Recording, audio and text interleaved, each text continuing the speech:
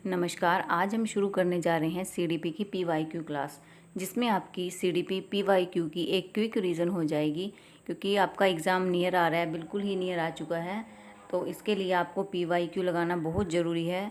और ये वो वाले पीवाईक्यू हैं जो आपके एग्ज़ाम में बार बार आए हुए हैं, इसलिए आप इनको ज़रूर कर लीजिएगा। वीडियो शुरू करने से पहले वीडियो को ज़्यादा से ज़्यादा शेयर कीजिएगा, लाइक कीजिएगा और चैनल को सब्सक्राइब कीजिएगा, ताकि जो आगे भी आपको पीवाईक्यू की मैं वीडियो बनाऊं उसका नोटिफिकेशन आपको मिलता रहे। वीडियो शुरू करते हैं क्वेश्चन नंबर फर्स्ट से, और कमेंट में आप भी अपने आंसर करते रहिएगा ताकि पता चले कि आपने कितनी प्रिपरेशन की है। क्वेश्चन फर्स्ट है, निम्न में से किसने सामाजिक अधिगम सिद्धांत का प्रतिपादन किया था? ऑप्शन ए है डोलार्ड, ऑप्शन बी है मिलर, ऑप्शन सी है पियाजे, ऑप्शन डी है बेंडूरा और वाल्टर्स। इसका राइट आंसर हो जाएगा आपके पास, जो आपका सामाजिक अधिगम सिद्धांत का प्रतिपादन था वो बेंडूरा और वॉल्टर्स ने आपका किया था। नेक्स्ट क्वेश्चन है, विकास के संबंध में निम्नलिखित में से कौन सा कथन सत्य नहीं है? ऑप्शन ए है विकास की प्रक्रिया एक निश्चित दिशा में होती है, ऑप्शन बी है बुद्धि और विकास की क्रिया वंशानुक्रम और वातावरण का संयुक्त परिणाम है, ऑप्शन सी है किसी बच्चे में बुद्धि वृद्धि और विकास की गति को ध्यान में रखकर उसके आगे बढ़ने की दिशा और स्वरूप के बारे में भविष्यवाणी नहीं की जा सकती, विकास हमेशा सामान्य से विशेष की ओर चलता है। पहले इसका राइट आंसर देख लेते हैं कि क्या सत्य नहीं होगा। इसमें नोट पूछा है आपके पास कि क्या नहीं होगा, तो यहाँ पर आ जाएगा आपका ऑप्शन सी कि किसी बच्चे में वृद्धि और विकास की गति को ध्यान में रखकर उसके आगे बढ़ने की दिशा और स्वरूप के बारे में भविष्यवाणी नहीं की जा सकती। ये इन्होंने गलत बताया है यहाँ पर। तो यहाँ पर एक बार देख लेते हैं कि आपके पास वृद्धि और विकास क्या क्या होते हैं। वृद्धि क्या होती है आपके पास, जब शरीर होता है मनुष्य का, उस मनुष्य के शरीर की संरचना या फिर आकार उसका बढ़ना शुरू होता है तो उसको क्या कहा जाता है, उसको वृद्धि कहा जाता है। और जब वहीं पर हमारी जो मानसिक सामाजिक और जो संवेगात्मक ये और बौद्धिक पक्षों में जब परिपक्वता आती है, मैच्योरिटी आती है इनमें, तब क्या होता है आपके पास, तब उसको विकास कहा जाता है। तो बुद्धि से आप क्या रिलेट कर सकते हो कि बुद्धि आपकी शारीरिक संरचना में वृद्धि करती है, और विकास किस में वृद्धि करता है, आपकी सामाजिक संवेगात्मक और बौद्धिक स्तर में आपकी जब मैच्योरिटी आ जाती है, मीन्स आपका विकास हो रहा है। वृद्धि कैसे कैसे हम इसको डिफाइन कर सकते हैं। जो वृद्धि है आपकी ग्रोथ है उसको आप इंटरनल उसको एक्सटर्नल देख सकते हो। जैसे कि किसी बच्चे की लंबाई का बढ़ना, मोटा होना किसी बच्चे का, तो ये सारे आप कैसे देख सकते हो, ये आप बाहरी जो है फैक्टर हैं जो आप देख सकते हो। उसके बाद जैसे आपकी वृद्धि होती है, वृद्धि में क्या होगा आपका, वृद्धि की एक टाइम पीरियड होता है वृद्धि का। कुछ टाइम के बाद उसका जैसे आपकी जैसे बच्चा है उसकी लंबाई बढ़ रही है, तो क्या होगा, पूरी ज़िंदगी तो किसी बच्चे की लंबाई नहीं बढ़ेगी, तो उसका एक टाइम पीरियड होगा, एक समय अवधि होगी जहाँ पर जाकर वो वृद्धि बच्चे की लंबाई या उसकी चौड़ाई रुक जाती है बच्चे की वहाँ पर। उसके बाद है आपके पास जो आपकी वृद्धि होती है। अब जो वृद्धि होती है आपकी, उसमें क्या होता है, वृद्धि में वो आपकी क्रम के अनुसार नहीं चलती। जो वृद्धि होती है आपकी वो एक सीक्वेंस में नहीं चलती कि पहले लंबाई बढ़ेगी, फिर बच्चे का मोटापा बढ़ेगा, ऐसे फिर बच्चे का मानसिक विकास होगा। तो आपकी वृद्धि जो है ऐसे नहीं होती, आपकी वृद्धि क्रम में नहीं होती। तो अगर बच्चे की लंबाई नहीं बढ़ रही है तो बच्चे का मोटाई, उसका मोटापा बढ़ सकता है। उसके बाद क्या कह सकते हैं इसमें कि जो वृद्धि है वो दिशाहीन होती है, वृद्धि की कोई भी दिशा नहीं होती। उसके बाद है जो वृद्धि होती है, आप वृद्धि का मेज़रमेंट कर सकते हो। जैसे कि बच्चे की लंबाई बढ़ रही है तो कितनी इसकी इंच जो है लंबाई लेंथ में ग्रोथ हो रही है बच्चे की, तो इसको आप मेज़रमेंट कर सकते हो। उसके बाद जो आपकी वृद्धि होती है वो आपकी ओनली, इसको परिमाणात्मक कहा जा सकता है, क्वांटिटेटिव। इसको क्या कहा जाता है, क्वांटिटेटिव कहा जा सकता है, इसको परिमाणात्मक। वृद्धि होने से पहले जो विकास है वो हो भी सकता है और नहीं भी हो सकता है। और जैसे कि कोई आदमी मोटा होता जा रहा है और उस क्या मान लिया जाता है कि उसकी वृद्धि हो रही है, लेकिन ये ज़रूरी नहीं है कि वृद्धि के साथ क्या मोटा होने से उसका क्रियात्मक विकास भी बढ़े, ये ऐसा ज़रूरी नहीं है। ये सारे फैक्टर आपके वृद्धि के बारे में थे, तो कुछ फैक्टर आपके पढ़ लेते हैं विकास के बारे में। वृद्धि और विकास दोनों से रिलेट आपका क्वेश्चन पूछा जाता है। विकास में क्या आएगा आपका, विकास का जो उसका फॉर्मेट होता है, उसका स्वरूप होता है, वो उसका इंटरनल होता है और उसका एक्सटर्नल, वो दोनों ही विकास के स्वरूप होते हैं, इंटरनल भी और एक्सटर्नल भी। लेकिन जो आपकी वृद्धि होती है, ग्रोथ होती है, उसका कौन सा होता है आपके पास, उसका एक्सटर्नल ही स्वरूप होता है। जैसे कि बच्चे का मस्तिष्क और भाषा ज्ञान, मस्तिष्क इंटरनल से हो गया उसका और भाषा ज्ञान उसका बाहरी हो गया विकास। और विकास क्या होगा, जब तक किसी व्यक्ति की मृत्यु नहीं हो जाती तब तक विकास बच्चे का चलता रहता है। फिर आप देख सकते हो कि जो विकास है, विकास होता है आपके पास, विकास में क्या होगा कि उसकी एक निश्चित दिशा होती है विकास की। फिर आप कह सकते हो कि विकास जो है, विकास को हम मेज़रमेंट नहीं कर सकते। क्या आप अपने मानसिक जो विकास है उसको नाप सकते हैं? ऐसा नहीं है ना।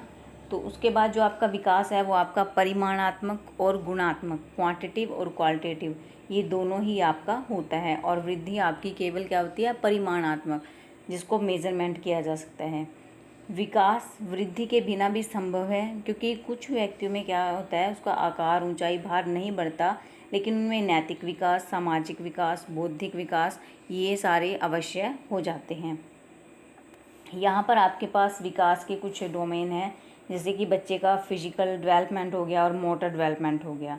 तो जो आपका मोटर डेवलपमेंट होता है बच्चे का, यह एक तरह से बालक के शारीरिक विकास से ही जुड़ा होता है। जो बच्चे का मोटर डेवलपमेंट होता है, इसमें क्या होता है, इसमें मांसपेशियाँ, हड्डियों की क्षमता और उन पर कंट्रोल करने से कि उनको कैसे कंट्रोल किया जाए, ये इससे रिलेट करता है। जो आपका इसमें दिया जाता है मोटर डेवलपमेंट होता है आपका, इसमें बालकों के चलने, दौड़ने, कूदने, काम करने, ये सब जो क्रियाएं होती हैं उसकी शामिल होती हैं इसमें। और इसमें क्या होता है आपके पास, जो आपका ये मोटर स्किल डेवलपमेंट होता है, इसमें टू टाइप्स के होते हैं इसमें। एक आपका फाइन मोटर स्किल आता है इसमें, और एक आता है आपके पास ग्रोस मोटर स्किल। तो जो आपका फाइन मोटर स्किल है, फाइन मोटर स्किल में आपके पास, इसमें आपके जो मसल्स होते हैं उसका आप कम यूज़ करते हो, इसमें आप अपनी मसल्स का कम यूज़ करते हो। जैसे कि आपने क्या किया, जैसे बच्चे राइटिंग करते हैं, कलरिंग करते हैं बच्चे, कटिंग करते हैं, जैसे बच्चे उसे सीज़र के साथ ब्रेकिंग करना, चपाती, ऐसे जैसे चपाती को ब्रेक करते हैं, तो उसमें ज़्यादा बच्चों को अपनी मसल्स का यूज़ नहीं करना पड़ता। और सेकंड क्या है आपका ग्रोस मोटर। ग्रोस मोटर में क्या हो जाता है आपके पास कि जिसमें आपको अपनी मसल्स का ज़्यादा यूज़ करना पड़ता है। फॉर एग्जांपल जैसे कि आप स्विमिंग कर रहे हो, आप जंपिंग करते हो, रनिंग करते हो, तो ये क्या था आपके पास, ये आपके पास था यहाँ पर कि जो आपकी ग्रोथ है और जो आपका ये विकास है, डेवलपमेंट है आपकी, उन दोनों में क्या डिफरेंस है, क्योंकि ये आपका इम्पोर्टेंट टॉपिक है और यहाँ से आपका क्वेश्चन ज़रूर आता है। नेक्स्ट क्वेश्चन देख लेते हैं। इसका आंसर आपको मिल गया ऑप्शन सी, कि किसी बच्चे में वृद्धि और विकास की गति को ध्यान में रखकर उसके आगे बढ़ने की दिशा और स्वरूप के बारे में भविष्यवाणी नहीं की जा सकती है। नेक्स्ट क्वेश्चन है, जीन पियाजे के संज्ञानात्मक विकास के अनुसार बच्चे संरक्षण किस अवस्था में कर पाते हैं। ऑप्शन ए है संवेदी, जो उनकी होती है संवेदी, इसको सेंसरी भी कहा जाता है, पेशी अवस्था। फिर सेकंड है पूर्व संक्रियात्मक अवस्था, थर्ड है इसमें मूर्त संक्रियात्मक अवस्था, और डी में क्या दिया है इसका, अमूर्त संक्रियात्मक अवस्था। इसका राइट आंसर हो जाएगा आपके पास ऑप्शन सी, मूर्त संक्रियात्मक अवस्था। इस अवस्था में बच्चे क्या कर सकते हैं, संरक्षण, कंजर्वेशन आ जाता है बच्चों में अपलटावी गुण भी आ जाता है यहाँ पर। जैसे जो आपकी पूर्व संक्रियात्मक अवस्था है, इसमें बच्चा क्या करता है, बच्चे को 3+4 दे दिया तो 7, लेकिन अगर आप बच्चे को 4+3 देंगे तब बच्चा उसका आंसर नहीं बता पाएगा। लेकिन जो आपकी मूर्त संक्रियात्मक है, इसमें बच्चे का अपलटावी गुण आ जाता है इसमें बच्चे का। और जो भी आपको इसमें पूर्व संक्रियात्मक में बताया गया है कि एनिज्म का होता है, इसमें बच्चे का जीववाद का, कि बच्चे को जीववाद में सजीव और निर्जीव में पता नहीं चलता, तो ये सारा जो आपका है मूर्त संक्रियात्मक अवस्था में आ जाता है। नेक्स्ट क्वेश्चन है, डैश प्रतिद्वंदात्मक समाजीकरण की अवस्था कहा जाता है। ऑप्शन ए है शैशवावस्था, ऑप्शन बी है बाल्यावस्था, ऑप्शन सी है किशोरावस्था, ऑप्शन डी है प्रौढ़ावस्था। तो ये आपकी अवस्थाएं हैं, तो इसमें आ जाएगा आपका सेकंड, बाल्यावस्था को प्रतिद्वंदात्मक समाजीकरण की अवस्था भी कहा जाता है। नेक्स्ट क्वेश्चन है, भाषा अर्जन के संदर्भ में निम्नलिखित में से कौन सा चरण संवेदनशील है? ऑप्शन ए है इसमें आपका जन्म पूर्व अवस्था, ऑप्शन बी है प्रारंभिक बाल्यावस्था, ऑप्शन सी है किशोरावस्था और ऑप्शन डी है वयस्क अवस्था आपकी। तो यहाँ पर आपका राइट आंसर क्या हो जाएगा? ऑप्शन बी प्रारंभिक बाल्यावस्था। नेक्स्ट क्वेश्चन है कि पियाजे के अनुसार कोई बच्चा किस अवस्था में अपने परिवेश की वस्तुओं को पहचानने एवं उनमें विभेद करने लगता है? ये आपका पियाजे से रिलेटेड सेकंड क्वेश्चन यहाँ पर आया है। तो आप देख ही सकते हैं कि आपके जीन पियाजे का टॉपिक कितना इम्पोर्टेंट है। ऑप्शन ए है इंद्रिय जनित गामक अवस्था, जिसको सेंसरी आपका गामक अवस्था सेंसरी मोटर स्टेज कहा जाता है। फिर बी है पूर्व संक्रियात्मक अवस्था, सी में है आपका मूर्त संक्रियात्मक अवस्था और डी में है अमूर्त संक्रियात्मक अवस्था। इसका राइट आंसर क्या हो जाएगा आपके पास? एक बच्चा क्या करता है? अपने परिवेश की वस्तुओं को पहचानने और उनमें विभेद करने लगता है। तो यहाँ पर क्या आ जाएगा आपके पास? ऑप्शन बी पूर्व संक्रियात्मक अवस्था, और ये अवस्था आपकी 2 से लेकर 7 साल तक की अवस्था होती है। नेक्स्ट क्वेश्चन है, और आपकी सेंसरी मोटर ये आपकी हो जाए यहाँ पर 0 to 2 हो जाएगी आपकी, ये सेंसरी में आ जाएगा। ये आपकी 2 to 7 आ जाएगी, फिर ये 7 to आपकी 13 आ जाएगी यहाँ पर, फिर वो 13 अबाव आ जाती है आपकी अमूर्त संक्रियात्मक। नेक्स्ट क्वेश्चन है, डैश और डैश बच्चों के समाजीकरण के द्वितीय कारक हैं। ऑप्शन ए है परिवार आस पड़ोस, ऑप्शन बी है धर्म अभिभावक, ऑप्शन सी है स्कूल धर्म, ऑप्शन डी है परिवार स्कूल। इसका राइट आंसर हो जाएगा आपके पास ऑप्शन सी, स्कूल और आपका धर्म जो है बच्चों के समाजीकरण के द्वितीय कारक है। और अगर प्राथमिक की बात की जाए तो आपका परिवार आता है प्राथमिक में। अगर प्राथमिक कारक की बात की जाती है तो इसमें आपका क्या आएगा? परिवार आ जाता है। नेक्स्ट क्वेश्चन है, वर्तमान समय में बाल केंद्रित शिक्षा पर जोर दिया जाता है, निम्नलिखित में से कौन सी बाल केंद्रित शिक्षा की विशेषता नहीं है? ऑप्शन ए है बालक के सर्वांगीण विकास पर जोर देना, ऑप्शन बी है बालक के मनोविज्ञान को समझना, ऑप्शन सी है बालक को केवल तथ्यात्मक ज्ञान से अवगत कराने पर जोर देना, ऑप्शन डी है बालक के मनोविज्ञान को समझते हुए उसकी समस्याओं को दूर करना। इसका राइट आंसर क्या हो जाएगा आपके पास? नहीं पूछा है, नेगेटिव पूछा है, तो नेगेटिव ही आंसर निकलेगा। केवल तथ्यात्मक ज्ञान से अवगत कराने पर जोर देना। यहाँ पर ऑप्शन सी राइट आंसर होगा कि बालक को केवल तथ्यात्मक ज्ञान से अवगत कराने पर जोर देना। केवल यहाँ पर नेगेटिव हो जाता है आपका, क्योंकि केवल आपको केवल वर्ड से आप एक ही चीज़ को रिप्रेजेंट करते हो। नेक्स्ट क्वेश्चन है आपके पास, एक बालक जिसकी आयु 15 वर्ष है, यदि उसकी मानसिक आयु 18 वर्ष हो तो उसकी बुद्धि लब्धि क्या होगी? यहाँ पर बच्चे की बुद्धि लब्धि जो है वो उसको फाइंड करना है बच्चे की। तो यहाँ पर क्या देख सकते हैं, पहले तो आपको बुद्धि लब्धि का आपको फॉर्मूला पता होना चाहिए कि जो आपका बुद्धि लब्धि का फॉर्मूला है वो क्या होता है आपके पास? मानसिक जो आपकी मेंटल एज होती है अपॉन में आपकी क्या हो जाती है? क्रॉनिकल एज, ये आ जाता है यहाँ पर आपका। तो आपकी मेंटल एज कितनी दी हुई है जिसकी बच्चे की जो है यहाँ पर आयु 15 वर्ष है, तो मेंटल एज यानी कि उसकी मानसिक आयु कितनी होगी बच्चे की? 18 वर्ष हो गई यहाँ पर बच्चे की। यहाँ है बच्चे की मेंटल एज अपॉन में क्रॉनिकल एज, और मेंटल एज होगी बच्चे की 18, क्रॉनिकल एज हुई 15। फिर आपने क्या करना है, इसको मल्टीपल में 100। फॉर्मूले में क्या आएगा आपका? मेंटल एज अपॉन में क्रॉनिकल एज मल्टीपल में 100। तो आगे फाइंड करेंगे आपका मेंटल एज 18 है और क्रॉनिकल आपकी 15 है, मल्टीपल में आपका 100। तो यहाँ पर आपका इसको ये हो जाएगा आपका 3 6 से 18, 3 5 जा 15, 5 1 जा 5, 5 2 जा 10, 0, 26 से आपका कितना हो जाएगा? 120। ये आपके बच्चे की निकल गई यहाँ पर, जो बुद्धि लब्धि है उसकी IQ बच्चे का निकल गया यहाँ पर। ये आपका IQ का फॉर्मूला होता है बच्चे का। नेक्स्ट क्वेश्चन है, निम्नलिखित में से किस कथन से बुद्धि एवं बुद्धि परीक्षण के महत्व का पता चलता है? ऑप्शन ए है व्यावसायिक मार्गदर्शन में बुद्धि परीक्षण की भूमिका अहम होती है, ऑप्शन बी है बुद्धि परीक्षणों द्वारा प्रत्येक छात्र की सही उन्नति के मार्ग को प्रशस्त किया जाता है, ऑप्शन सी है अनुसंधान की विभिन्न घटकों का चयन करना होता है। तो बुद्धि भी एक आधार होता है ताकि कम से कम त्रुटि हो। ऑप्शन डी है उपरोक्त सभी कथनों से बुद्धि परीक्षण के महत्व का पता चलता है। इसका राइट आंसर हो जाएगा आपके पास ऑप्शन डी कि उपरोक्त सभी कथनों से बुद्धि परीक्षण के महत्व का पता चलता है। तो महत्व का आपका जैसे कि ऑप्शन ए में दिया है कि व्यावसायिक मार्गदर्शन में बुद्धि परीक्षण की भूमिका अहम होती है। फिर बुद्धि परीक्षणों द्वारा प्रत्येक छात्र की सही उन्नति के मार्ग को प्रशस्त किया जाता है, क्योंकि कोई भी जो आपका काम है वो आप अपनी बुद्धि से ही उसको करते हो। सोच विचार थिंकिंग ये सब आप कहाँ से करते हो? अपनी बुद्धि से। फिर है अनुसंधान की विभिन्न घटकों का चयन करना होता है, तो बुद्धि भी एक आधार होता है ताकि कम से कम त्रुटि हो। नेक्स्ट क्वेश्चन है, अधिगम असहायता या लाचारी तब महसूस होती है जब एक विद्यार्थी यह मानता है कि क्षमता में सुधार हो सकता है और उसका ध्यान महारत के लक्ष्यों पर केंद्रित होता है। ऑप्शन बी है प्रयास क्षमता को प्रभावित करते हैं और उसका ध्यान प्रदर्शन लक्षणों पर केंद्रित होता है। ऑप्शन सी है शैक्षणिक गतिविधियों के परिणाम नियंत्रणीय हैं।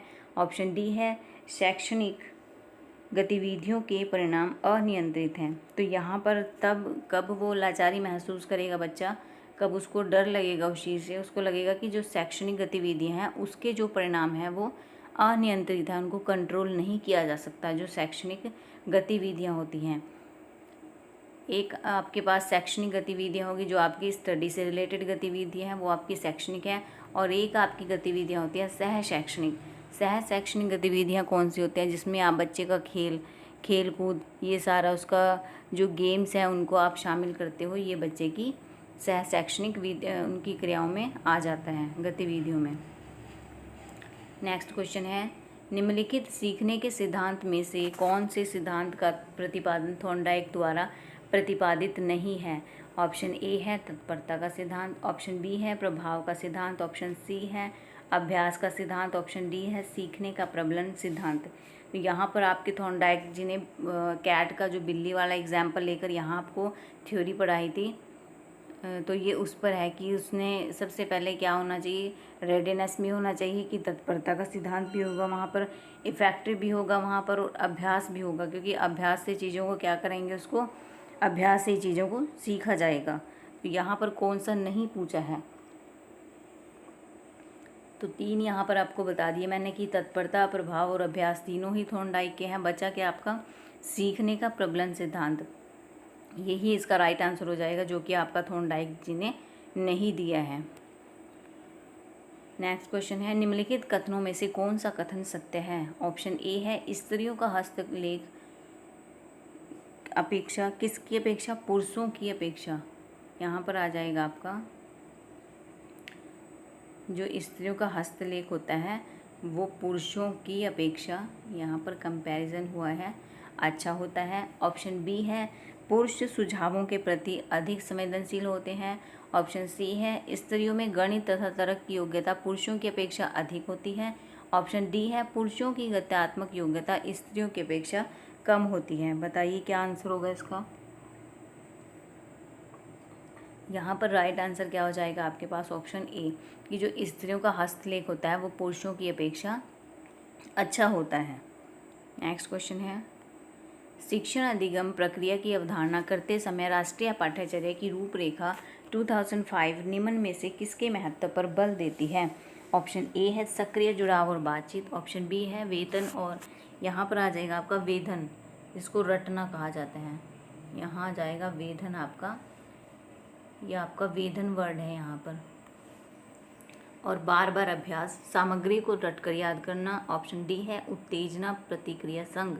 यहाँ पर किसके महत्व को आपका जो राष्ट्रीय पाठ्यचर्या की रूपरेखा जो आपका एनसीएफ है किसको दिया? यहाँ पर उन्होंने सक्रिय जुड़ाव और बातचीत को महत्व दिया है।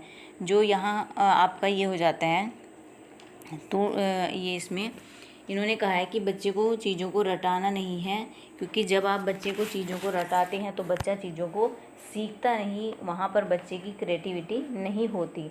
बच्चा फिर क्या करता है, चीज़ों को वहाँ रटना शुरू करता है। तो यहाँ पर आपका जो NEP है उसने भी इसी बात को दोहराया है, आपकी इसी बात को महत्व दिया है कि बच्चे को क्या नहीं करना है, आपने उसको ड्रिल नहीं करना है। बच्चे को ड्रिल कैसे करना है कि आप बच्चे को आपने उसको काम दे दिया, ब्लैक बोर्ड पर समझाया और बोला कि इसको आपने घर से करके लेके आना है। तो बच्चे को आपने कुछ क्रिएटिव वर्क जो है वो करवाना है, ताकि बच्चा क्या करे, उसको समझे बच्चा और समझकर उन चीज़ों को सीखे। बच्चा किसके थ्रू सीखता है आपका, एक्टिविटी के थ्रू सीखता है आपका। और अगर बच्चे को बोरिंग आप काम दे दोगे, बोरिंग काम में जैसे कि आप क्या क्या कर दोगे, बच्चे को क्या करोगे, इसमें बच्चे को रटने वाली चीज़ें दे दोगे, तो बच्चा उसमें क्या करेगा, आपका कोई भी काम नहीं करेगा। नेक्स्ट है आपके पास क्वेश्चन, गतिक कौशलों में अधिगम निरोग्यता कहलाती है। जो आपका गतिक कौशल होते हैं उनमें कौन सी निरोग्यता होती है आपकी? ऑप्शन ए है डिस्फेजिया, ऑप्शन बी है डिस्प्रैक्सिया, ऑप्शन सी है डिस्कैलकुलिया, ऑप्शन डी है डिसलेक्सिया। यहाँ पर राइट आंसर हो जाएगा आपके पास ऑप्शन बी, जो डिस्प्रैक्सिया हो जाता है, इसमें बच्चे की अधिगम निरोग्यता कहलाती है। नेक्स्ट क्वेश्चन है आपके पास, शिक्षार्थी की उपलब्धि के मूल्यांकन के लिए सबसे बेहतर तरीका क्या हो सकता है?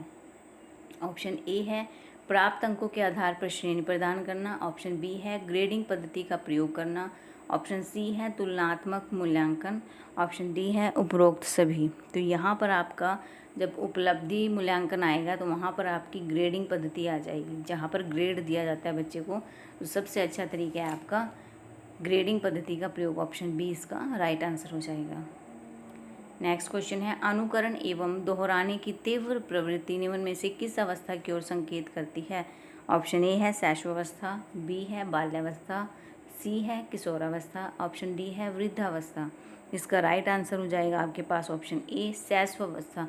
जो आपकी शैशवावस्था होती है, आपकी इन्फेंसी स्टेज होती है, उसमें बच्चा क्या करता है, चीज़ों का इमिटेट करके उसको सीखता है, और उसमें बच्चे की रेपिटेशन की भी तीव्र जो है प्रवृत्ति पाई जाती है, क्योंकि बच्चा अनुकरण से ही चीज़ों को सीखता है। तभी आपके जो चोम्स्की जी ने 2 से लेकर 6 साल के बच्चे को क्या बताया है कि भाषा अर्जन, बच्चा किसी भी भाषा को एक्वायर कर सकता है। नेक्स्ट क्वेश्चन है, निम्नलिखित में से कौन सतत एवं व्यापक मूल्यांकन का एक उद्देश्य नहीं है, आपने ये बताना है इसका। ऑप्शन ए है याद रखने पर बल देने के बदले सीखने की प्रक्रिया पर बल देना, ऑप्शन बी है छात्रों के सीखने की प्रक्रिया एवं परिवेश के बारे में उपयुक्त निर्णय लेना, ऑप्शन सी है अध्यापन एवं अधिगम प्रक्रिया को शिक्षक केंद्रित कार्यकलाप बनाना, ऑप्शन डी है बोधात्मक, मनोप्रेरक और भावात्मक कौशलों के विकास में सहायता करना। तो यहाँ पर क्या हो जाएगा, आपका राइट आंसर हो जाएगा यहाँ पर ऑप्शन सी, कि अध्यापन और अधिगम प्रक्रिया को शिक्षक केंद्रित कार्यकलाप बनाना। यहाँ पर आपका नहीं पूछा है, तो नहीं का आपका नेगेटिव का नेगेटिव ही आंसर होगा, क्योंकि शिक्षक केंद्रित नहीं, इसको बाल केंद्रित बनाया जाना चाहिए। नेक्स्ट क्वेश्चन है आपका जो है 4-5 साल की उम्र के बच्चे अक्सर अपने आप से बातचीत करते हैं। लेव वाइगोत्स्की के अनुसार यह वाक्य क्या कहलाती है आपकी? ऑप्शन ए है उनकी आत्म केंद्रीयता को दर्शाता है, ऑप्शन बी है उनके संज्ञानात्मक विकास में बाधा डालता है, ऑप्शन सी है उनके सामाजिक विकास में बाधा डालता है, ऑप्शन डी है उनको अपनी सोच नियमित करने में मदद करता है। इसका राइट आंसर हो जाएगा आपके पास ऑप्शन डी, कि उनको अपनी सोच नियमित करने में मदद करता है। जो बच्चे होते हैं वो क्या करते हैं, बच्चे खेलते हुए बच्चे भी करते हैं इसको, और कुछ बड़े भी करते हैं इन कामों को, लेकिन उन्होंने बच्चे की बात की है यहाँ पर लेव वाइगोत्स्की जी ने आपके, क्योंकि उन्होंने कौन सा आपका सिद्धांत जो है कौन सा दिया था, उन्होंने लेव वाइगोत्स्की जी ने सामाजिक सांस्कृतिक सिद्धांत उन्होंने दिया था, जिस पर उन्होंने भाषा को अधिक महत्व दिया है। और ZPD का बताया एक इन्होंने इसमें, और एक बताया पाठ या ढांचा, जिसको स्कैप फोल्डिंग आपका बोला जाता है। पाठ नहीं, यहाँ पर पाठ आएगा, ये वाला पाठ। तो यहाँ पर क्या होगा आपका, बच्चे क्या करते हैं उसको, जैसे बच्चा कोई काम कर रहा है, उसको कर रहा है अपने काम को, फिर बच्चा सोचता है अच्छा अब मैंने इसका काम कर लिया मैथ का, थोड़ी देर बाद मैं फिर इसको रिवाइज़ करूँगा, इसको ऐसे करूँगा। अपने आप को ही क्या कर रहा है, अपनी सोच को ही क्या कर रहा है, रेगुलेट करता है बच्चा अपनी सोच को ही। तो ऐसे हो जाएगा इसका। नेक्स्ट क्वेश्चन है, आप अपनी कक्षा में अधिगम को सरल बनाने के लिए दृश्य सामग्री का प्रयोग करते हैं। ऐसी स्थिति में कक्षा के 3 छात्रों को सबसे कम लाभ होगा। कौन कौन से को होगा जब आप दृश्य को सामग्री का प्रयोग करते हैं? जो पढ़ने में सामान्य स्तर के हैं। ऑप्शन बी जो पढ़ने में उच्च स्तर के हैं।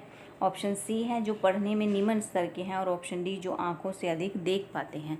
तो यहाँ पर आपका राइट आंसर क्या हो जाएगा? आपका ऑप्शन बी जो पढ़ने में उच्च स्तर के हैं, ये आपका राइट आंसर हो जाएगा यहाँ पर। नेक्स्ट क्वेश्चन है आपके पास यहाँ पर, निम्न में से कौन सा शिक्षार्थियों में सृजनात्मकता का पोषण करता है? ऑप्शन ए है अच्छे शिक्षा के व्यवहारिक मूल्यों के लिए विद्यार्थियों का शिक्षण। ऑप्शन बी है प्रत्येक शिक्षार्थी की अंतर्जात प्रतिभाओं का पोषण करने एवं प्रसन्न करने के अवसर उपलब्ध कराना। यहाँ पर आ जाएगा आपका बच्चों को प्रसन्न नहीं करना, यहाँ पर ये है उसका प्रश्न, क्वेश्चनिंग। विद्यालय जीवन के आरंभ से उपलब्धि के लक्षणों पर बल देना। ऑप्शन डी है परीक्षा में अच्छे अंक के लिए विद्यार्थियों की कोचिंग करना। यहाँ पर राइट आंसर क्या हो जाएगा इसका? ऑप्शन बी प्रत्येक विद्यार्थी जो शिक्षार्थी है उसकी अंतर्जात प्रतिभाओं का पोषण करना, उसको और उसमें प्रसन्न करने की जो अवसर है वो बच्चे को उपलब्ध करवाना, ये आपका पॉजिटिव आंसर हो जाएगा। नेक्स्ट क्वेश्चन है, राष्ट्रीय शिक्षा नीति 2020 में छात्रों की प्रगति के मूल्यांकन के लिए मानक निर्धारक निकाय के रूप में डैश नामक एक राष्ट्रीय आकलन केंद्र की स्थापना किए जाने का प्रावधान किया गया है। सरकार ने क्या किया है? एक राष्ट्रीय आकलन केंद्र की स्थापना की है। आपने उसका नाम बताना है इसमें से। ऑप्शन ए है उड़ान, ऑप्शन बी है परख, ऑप्शन सी है पंख, ऑप्शन डी है प्रगति। तो यहाँ पर आपका परख क्या हो जाएगा? राइट आंसर हो जाएगा। और परख की जो है यहाँ पर आपके पास क्या पूछ ली जाती है? फुल फॉर्म भी पूछ ली जाती है। ये आपकी परख की स्पेलिंग है। तो यहाँ पर आपसे पूछ लिया जाता है कि पी स्टैंड किसको करता है, ए किसको स्टैंड करता है। पी आपका परफॉर्मेंस, यहाँ पर आपका आ जाएगा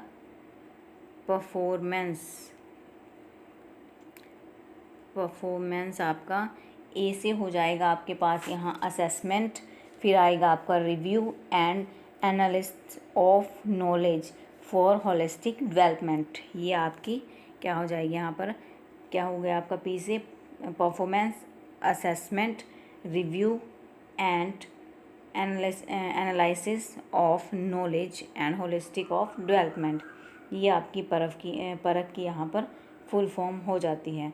कई बार आपसे पूछ लेता है फुल फॉर्म जो आपकी CPD होती है। ये तो आप CDP पढ़ रहे हो, CPD का पूछ लेता है। C से आपका कॉन्टीन्यूस हो गया आपका, फिर आपका प्रोफेशनल P से, और D से हो गया आपका डेवलपमेंट। ये आपकी CPD की फुल फॉर्म हो जाती है। यहाँ पर एक आपकी यहाँ पर जो है चलाई हुई है, कौन सी योजना थी आपकी? निपुण, जिसमें आपकी निपुण की ये आपके स्टैंड्स पूछ लेता है यहाँ पर। इसकी भी मैं आप कमेंट करना कि आपको इसकी वीडियो चाहिए या नहीं चाहिए। आपकी जो ये स्टैंड्स हैं आपके पास, जैसे कि निपुण है आपका, इसमें आ जाता है आपके पास नेशनल इंटीग्रेटिव फॉर इसकी proficiency in reading with understanding of numeracy. ये आपका निपुण का हो जाता है यहाँ पर। और आपके पास जो ये एक परख का जो है पूछ लिया है इसमें। तो राइट आंसर क्या हो जाएगा आपके पास? ऑप्शन बी परख। नेक्स्ट क्वेश्चन है, एक बच्चा पहले अपने हाथ से गेंद जैसी बड़ी चीज़ों को पकड़ना सीखता है, उसके बाद चिमटी का इस्तेमाल करके एक मटर उठाना सीखता है। यह उदाहरण विकास के किस सिद्धांत को दर्शाता है? ऑप्शन ए है शीर्षगामी, ऑप्शन बी है समीपर, जो आपका समीपस्थ दूरभिमुख होता है ये वाला, फिर आपका क्या हो जाएगा यहाँ पर साम्य धारण सी, और ऑप्शन डी में आ जाएगा आपके पास संरक्षण। तो यहाँ पर राइट आंसर क्या हो जाएगा आपके पास? ऑप्शन बी, जो कि आपका क्या है यहाँ पर ये समीप दूराभिमुख ये होता है आपके पास, इसको कहा जाता है आपका। ये आपका यहाँ प्रोक्सिमोडिस्टल हो जाएगा, क्योंकि मस्कोधोमुखी कौन सा हो जाता है आपके पास? मस्कोधोमुखी होगा आपके पास सेफेलोकॉर्डल, जो आपका सिर से पैर की तरफ होगा। और ये बच्चे का कहाँ से होगा? बच्चा पहले हाथ से गेंद को उठाएगा, पूरा हैंड यूज़ कर रहा है उसमें बच्चा यहाँ पर। नेक्स्ट क्वेश्चन है, निम्नलिखित में से कौन सा कथन सही नहीं है? ऑप्शन ए है विकास क्रमबद्ध व व्यवस्थित होता है, ऑप्शन बी है विकास केवल आनुवंशिकता से प्रभावित होता है। ऑप्शन सी है विकास के सभी क्षेत्र एक दूसरे पर निर्भर हैं। ऑप्शन डी है विकास की गति व्यक्तिगत होती है। यहाँ पर नहीं बताना है आपने, ऑप्शन बी इसका राइट आंसर हो जाएगा कि विकास केवल आनुवंशिकता से प्रभावित होता है। विकास आपका आनुवंशिकता से तो प्रभावित होता है, लेकिन आपका पर्यावरण से भी प्रभावित होता है। ये आपका दोनों चीज़ों से प्रभावित होता है, पर्यावरण से भी और आपका आनुवंशिकता से भी। नेक्स्ट क्वेश्चन है, लॉरेंस कोहलबर्ग द्वारा प्रतिपादित नैतिक विकास के किस स्तर पर व्यक्ति यह तर्क करते हैं कि मानवाधिकार व न्याय सबसे जरूरी है, भले ही वह सामाजिक कानून के खिलाफ हो। ऑप्शन ए है आज्ञा पालन एवं दंड अभिविन्यास। ऑप्शन बी है अच्छा लड़का अच्छी लड़की अभिविन्यास। ऑप्शन सी है अधिकारिता एवं सामाजिक क्रम व्यवस्था अभिविन्यास। ऑप्शन डी है सार्वभौमिक नैतिक सिद्धांत अभिविन्यास। यहाँ पर आपका क्या आ जाएगा, जो आपकी जो है इसका कौन सी स्टेज है आपकी, ये थर्ड स्टेज का है, जिसको आपका पोस्ट कन्वेंशनल बोला जाता है। और ये आपका सार्वभौमिक नैतिक सिद्धांत अभिविन्यास, जिसमें बच्चा न्याय और सबसे ज़रूरी है भले ही वह सामाजिक कानून के खिलाफ है। यहाँ पर ये आ जाएगा इसका। नेक्स्ट क्वेश्चन है, अनुभवजन्य अधिगम सिद्धांत की शैक्षिक उपयोगिता निम्नलिखित में से कौन सी हो सकती है। ऑप्शन ए है यह सिद्धांत बताता है कि सीखना सभी तरह से एक उद्देश्यपूर्ण और लक्ष्योन्मुख प्रक्रिया है। ऑप्शन बी है यह सिद्धांत बताता है कि जब कुछ पढ़ाया जाए अथवा कुछ सीखने के लिए कहा जाए तो उसे अपने समग्र रूप में ही बच्चों के सामने प्रस्तुत किया जाए। ऑप्शन सी है शिक्षार्थियों के व्यवहार को वांछित स्वरूप तथा शिक्षा प्रदान करने में यह सिद्धांत शिक्षकों की सहायता करता है। ऑप्शन डी है इस सिद्धांत की सहायता से शिक्षार्थियों के अधिगम स्रोतों एवं संसाधनों की व्यवस्था करने में सहायता मिलती है। इसका राइट आंसर क्या हो जाएगा आपके पास, ऑप्शन डी, कि इस सिद्धांत की सहायता से शिक्षार्थियों के लिए अधिगम स्रोतों एवं संसाधनों की व्यवस्था करने में सहायता मिलती है। नेक्स्ट क्वेश्चन है आपका, समावेशी शिक्षा डैश को शामिल कर अपने उद्देश्यों को प्राप्त करती है। ऑप्शन ए है केवल प्रतिभाशाली शिक्षार्थियों। ऑप्शन बी है केवल अधिगम अक्षम शिक्षार्थियों। ऑप्शन सी है केवल सामान्य शिक्षार्थियों। ऑप्शन डी है सामान्य एवं अधिगम अक्षम शिक्षार्थियों। समावेशी का आपका मीनिंग क्या होता है कि समावेशी, सबको समान शिक्षा का अधिकार, इंक्लूसिव एजुकेशन, सबको समान शिक्षा दी जाना, ये आपका समावेशी में आता है। तो यहाँ पर केवल केवल केवल एक ही चीज़ को महत्व दिया है, तो ये आपका नेगेटिव होगा। पॉजिटिव आंसर हो जाएगा आपके पास ऑप्शन डी, कि सामान्य एवं अधिगम अक्षम शिक्षार्थियों को इनके उद्देश्यों को प्राप्त करती है। नेक्स्ट क्वेश्चन है, लिखने चलने टहलने बोलने की अक्षमता होती है। यहाँ पर डिसेबिलिटीज़ पूछा है आपके पास से। ऑप्शन ए है अप्रैक्सिया। ऑप्शन बी है डिस्फेजिया। ऑप्शन सी है डिस्ग्राफिया। ऑप्शन डी है अफेजिया। इसका राइट आंसर क्या हो जाएगा आपके पास, ऑप्शन ए, जो अप्रैक्सिया होती है आपके पास, वो लिखने से भी, चलने से, टहलने और बोलने की अक्षमता होती है। नेक्स्ट क्वेश्चन है, राष्ट्रीय पाठ्यचर्या की रूपरेखा 2005 का दस्तावेज किस मूल्य पर शिक्षा का उद्देश्य निर्देशित करता है।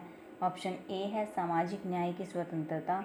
ऑप्शन बी है आर्थिक न्याय एवं समानता। ऑप्शन सी है सामाजिक न्याय एवं समानता। ऑप्शन डी है राजनीतिक न्याय एवं स्वतंत्रता। इसका राइट आंसर क्या हो जाएगा आपके पास, ऑप्शन सी, सामाजिक न्याय एवं समानता। ये आपका राष्ट्रीय पाठ्यचर्या की रूपरेखा का दस्तावेज जो है उसका मूल्य का क्या करता है, उसका उद्देश्य निर्देशित करता है। इसमें आपकी समानता, सामाजिक न्याय और समानता को रखा गया है इसमें। वीडियो कैसी लगी कमेंट में ज़रूर बताइएगा। वीडियो को ज़्यादा से ज़्यादा शेयर कीजिएगा, लाइक कीजिएगा और चैनल को सब्सक्राइब कीजिएगा।